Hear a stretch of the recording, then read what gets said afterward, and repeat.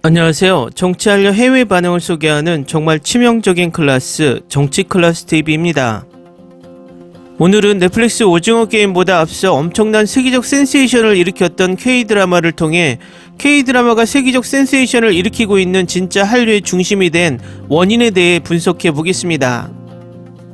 2022년 팬데믹 3년차, 세계는 이전 세계보다 달라진 점이 많지만 우리 한국인에게 특히 관심이 가는 변화는 한류의 눈부신 활약입니다. K컬처, 한류로 표현되는 한국의 문화가 팬데믹 상황에서도 오히려 더 빠르게 세계인의 관심을 받는 모습은 어찌 보면 기이하다고 할 정도입니다. 이번에는 그런 한류 속 한국 드라마에 대해 살펴보고자 합니다. 세계가 한국 드라마에 빠져있다? 막장 드라마 세대 한국인 소비자에게는 현 상황이 매우 낯설기만 합니다. 특히 식상한 소재와 개연성 없는 전개 등으로 국내 시청자들도 외면하던 한국 드라마가 갑자기 세계적인 명성을 날리는 현상이 일어나니 그동안 한국 드라마를 외면하던 한국의 시청자조차 당황스러울 정도였습니다. 왜 세계는 갑자기 한국의 드라마에 관심이 많아진 것일까? 세계 시장을 대상으로 본다면 드라마에 관한 한 정통의 강호인 미국, 범죄 드라마 전문인 영국, 생활 드라마 전문인 일본 등 한국보다 예전부터 드라마를 잘 만들던 나라들이 많은데도 왜 세계는 갑자기 오징어 게임, 지옥, 그리고 킹덤, 사이코지만 괜찮아, 이태원 클라스 등 수많은 한국 드라마에 열광하는 것일까요? 지금부터 한국 드라마가 세계를 어떻게 사로잡았는지 원인을 살펴보겠습니다. 우선 한국 드라마가 어느 정도 인기를 끌고 있는지를 알아보려면 한국 드라마 시장의 현황을 자세히 알아볼 필요가 있습니다.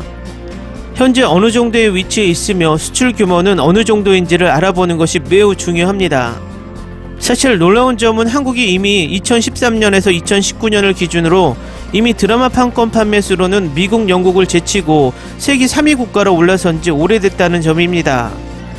특히 이 기간 동안 총 68개의 드라마를 수출했는데 위 숫자는 영국, 미국을 합친 130개 드라마 다음으로 높은 수치이고 같은 언어를 사용하는 거대한 남미라는 시장을 가진 스페인과 같은 수준입니다. 한국 드라마는 2019년 기준 수출 총액은 약 3억 4천만 달러이며 수입액은 약 9,547만 달러로서 약 2억 달러 정도의 흑자를 보고 있는 상품이기도 합니다. 전체 방송 프로그램 수출 대비 드라마 장르의 수출이 차지하는 비중은 2016년 79.3%에서 2018년 87.3%로 8% 증가하여 방송 프로그램 수출 증가는 드라마 장르 수출 증가에 기인한 것으로 판단되고 있습니다. 아울러 드라마 수출 추이를 대륙별로 살펴보면 2016년에서 2017년에는 아시아가 80% 이상의 높은 비중을 차지했으나 2018년에는 미주 대륙으로의 드라마 수출이 급증하여 아시아가 차지하는 비중이 65.5%로 하락했고 미주 대륙으로 수출 증가를 했는데 이는 2017년 이후 미국이 본사를 둔 글로벌 OTT 사업자의 한국 콘텐츠 수요 증가에 따른 것으로 판단되고 있습니다.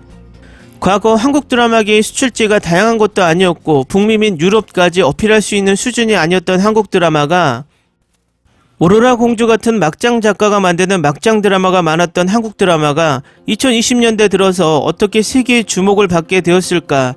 이를 살펴보려면 한국 드라마가 어떻게 발전해 왔는지 살펴봐야 합니다. 종평 탄생 이전의 한국 드라마 시장은 독과점과 중년 여성 시청층이 차지하고 있었습니다. 당시 지상파 채널은 4개에 지나지 않았고 드라마는 케이블에서 만드는 것이 아닌 자금과 여력을 지닌 지상파의 독과점 시장이었습니다.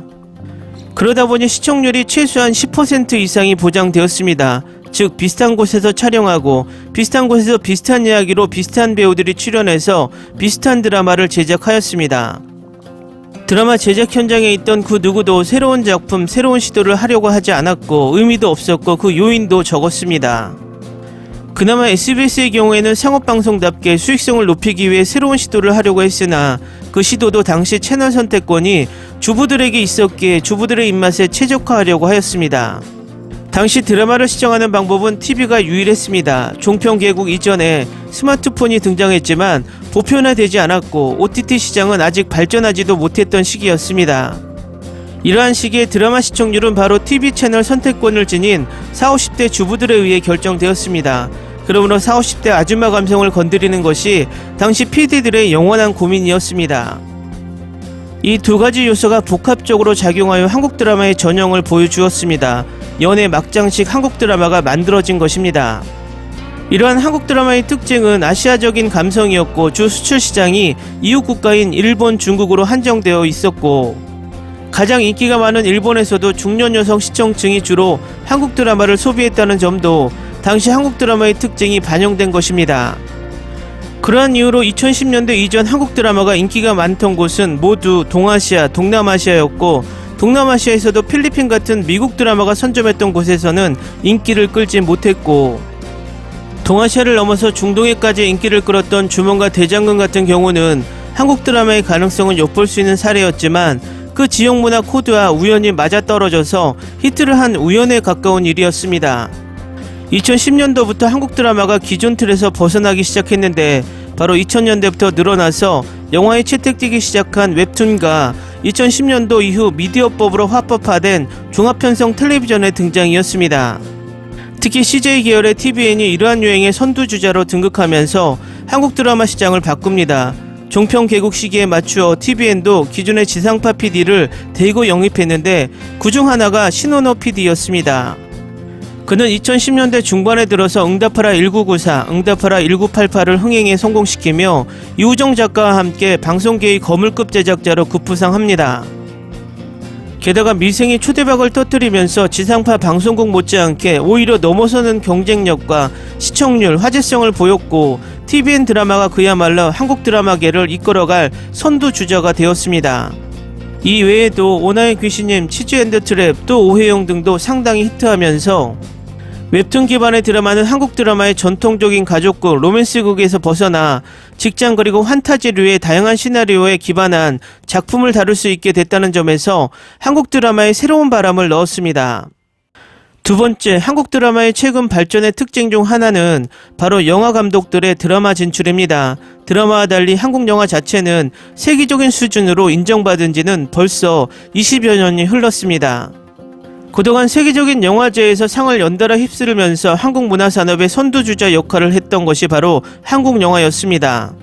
이러한 점에서 한국 영화 감독들의 드라마 진출은 드라마의 질을 높이는 계기가 되는 것도 분명합니다. 코로나19 장기화로 OTT가 강세를 보이자 오리지널 드라마 제작은 확대됐고 극장 관객수가 급감하자 영화 감독들의 드라마 진출은 더 이상 낯선 일이 아니게 됐습니다. 급변한 콘텐츠 제작, 시청자들의 시청 환경 변화가 이 같은 현상을 가속화했지만 시도는 과거부터 진행됐습니다. 1996년 고스트 맘마로 데뷔해 찜 하루 등을 연출한 한지승 감독은 2006년 연애시대를, 홀리데이로 유명한 양윤호 감독은 드라마 아이리스, 친구로 극장가를 사로잡은 곽경택 감독은 2009년 자신의 대표작을 MBC 친구 우리들의 전설로 2011년에 리메이크하는 시도가 있었지만 한국 드라마가 세계적인 어필을 가지게 되는 계기를 이루게 된 것은 바로 2019년 김성훈 감독의 킹덤으로 볼 수 있습니다. 다들 지금 오징어 게임을 말하지만 오징어 게임이 사실 넷플릭스를 통해서 세계적인 유명세를 타게 된 첫 한국 드라마는 아닙니다.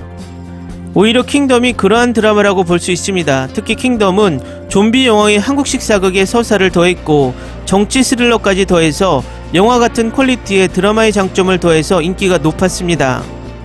특히 당시 전통 모자인 갓이 서양권에서 인상있게 남겨졌고 이에 따라 한국 전통 복식에 대한 관심이 매우 높아지기도 했습니다. 왕의 남자, 변산, 동주 등 굵직한 작품을 연출한 이준익 감독은 티빙 연도로 첫 드라마에 도전했으며 개춘할망의 창 감독은 현재 티빙 더 맨션을 촬영 중이며 범죄도시를 연출한 강윤성 감독이 넷플릭스 킹덤 세자전의 메가폰을 잡는 것으로 알려졌습니다. 더 이상 화려한 미장센과 영상 기법은 스크린의 전유물이 아니었고 드라마도 영화 같은 드라마를 내세우며 안방극장의 극장화를 일반화하게 됐습니다. 영화 수상한 그녀와 남한산성을 연달아 성공시킨 황동혁 감독 역시 드라마 오징어 게임의 성공으로 큰 성공을 거두었고 또다시 넷플릭스에서 한국 드라마의 유행을 주도했던 지용 역시 천만영화 부산행 연상호 감독의 작품입니다. 즉 OTT 서비스의 활성화와 더불어 팬데믹으로 극장에서 영화를 보는 행위가 줄어들면서 영화 드라마의 간격이 사라지면서 오히려 이러한 점이 한국 드라마의 강점이 된 것입니다. 세 번째, OTT는 영상 유통의 문제점을 해결해 줬습니다. 저작권이 있는 영상 매체의 문제점은 바로 유통입니다. 특히 OTT가 보편화되기 전 드라마를 유통하는 것은 매우 어려운 일이었습니다. 제작 후 비디오 혹은 DVD 판매 아니면 해외 방송국에 판권을 판매하는 방식으로 이루어졌는데, 문제는 이러한 방식이 몇몇 국가에서 인기를 끌게 할 수는 있어도 전 세계적으로 동시에 붐을 일으키기는 어려웠던 것이 단점이었습니다. 특히 드라마는 영화처럼 전 세계 동시 개봉 같은 이벤트성 프리미어 행사를 할 수 없었기 때문에 OTT의 등장으로 인한 드라마가 전 세계 동시 출시가 가능해졌다는 점은 바로 한국 드라마 인기 상승에 결정적 역할을 한 것으로 분석되고 있습니다. 여기에서 가장 중요한 미래 관점은 글로벌 OTT 산업과 K-드라마의 올바른 관계 형성과 앞으로 우리나라 토종 OTT의 글로벌 진출 또한 향후 K-드라마의 발전에 가장 큰 영향을 미칠 중요 포인트라고 생각이 듭니다. Ni se te ocurra. Olvida el ganso y los tomates. No hables de las ballenas. No es un acuario. No actúes como tonta. Que eras una genio. ¿Sí? No vayas a presumir, a la gente no le gusta eso. Y no digas cosas sin sentido. Y bueno, ¿terminamos? Hasta pronto. Abogada, tengo mucha curiosidad por conocerla.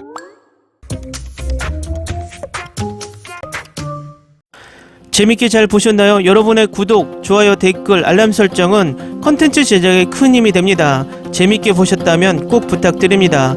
좋은 영상으로 보답해 드리겠습니다. 일교차가 심한 날씨에 모두들 감기 조심하시기 바랍니다.